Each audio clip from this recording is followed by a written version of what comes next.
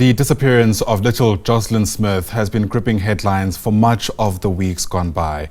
You might remember she went missing almost a month ago. In the latest development, Western Cape Police have revealed that some people, 4 people we understand, have now been taken in for questioning in connection with her disappearance.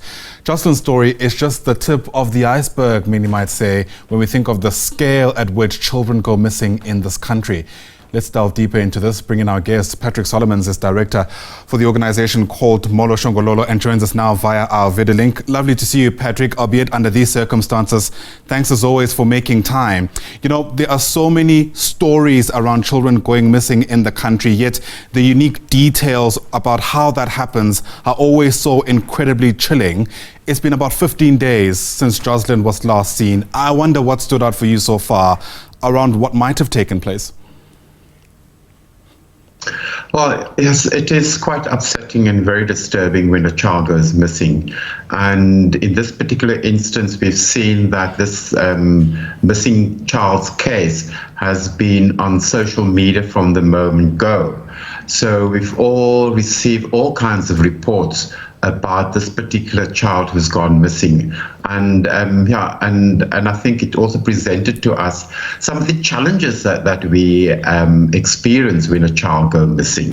One is that obviously the family, the immediate family and the community is traumatized when a child goes missing. But secondly, also that there's a lot of misinformation that can spread when a child goes missing.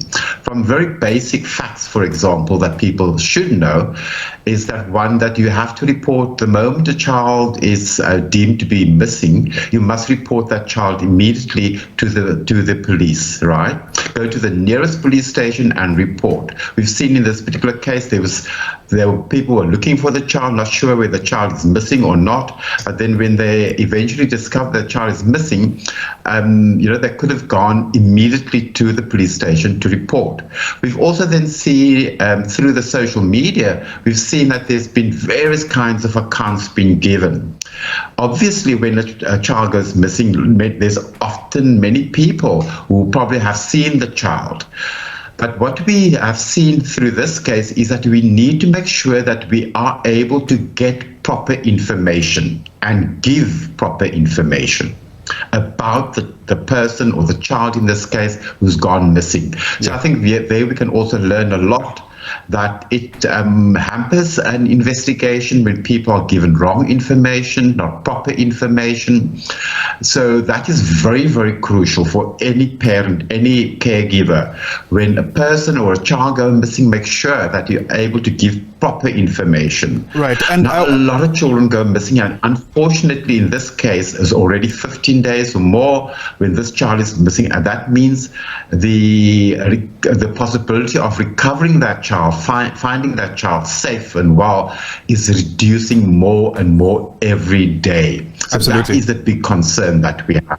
Right, and we do know that time is of the essence when anyone goes missing, let alone a child. I just want to hone in a bit more about the dissemination of information, if we can, Patric. If you ask me, I'd say most people have the best of intentions when they try to share information about a missing person, generally speaking. But of course, there's a complication when the information is somehow lost in translation, for lack of a better term. How then should information be spread in a context where you do want as many people as possible aiding the search? Yeah, that's why it's very important that the case must be reported to the police, and they will be the main sort of center that will sort of manage that information and decipher that information, follow up on the information and to verify information, and then also to remove any information that is not reliable, that is false. And so the police is the best center point, the best focal point for that to happen. Of course, the community members and individuals in the community want to come out and help, but they have to follow the lead of the police. even if people feel that the police are not doing a proper job, and they still have to work through the police. In this particular instance, we've seen that there's been all kinds of searches going on, all kinds of reports has come out, a lot of misinformation, to the point there's been reports almost from the second, third day that the child has been found in this particular instance, which is not true. But these things are still out there in the social media, so it clouds and it makes it difficult for the investigation to proceed, right? So that is very, very important. The police still remains the main focal point to disseminate and to administer the information properly. They also have skilled investigators who know how to decipher information, who know how to follow up on cases, and they must be provided with the support. Now, yes, we do know that many of our police stations are underreported in certain areas, like in Saldanha Bay. Of course, most likely we could have a lack of resources, and this is where community members' business can come in and support the police, making resources available to the police, offering human resource to the police, but not to go out on the blind and do your own searches, to follow up on your own links, and then causing a lot of misinformation, and also increasing the mistrust that people have towards the police. Right. It's very, very important that we have to work with the police.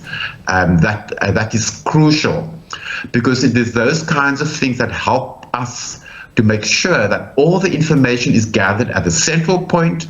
The crucial information can be highlighted, and the information that is irrelevant to the case, irrelevant to the search, can be put aside.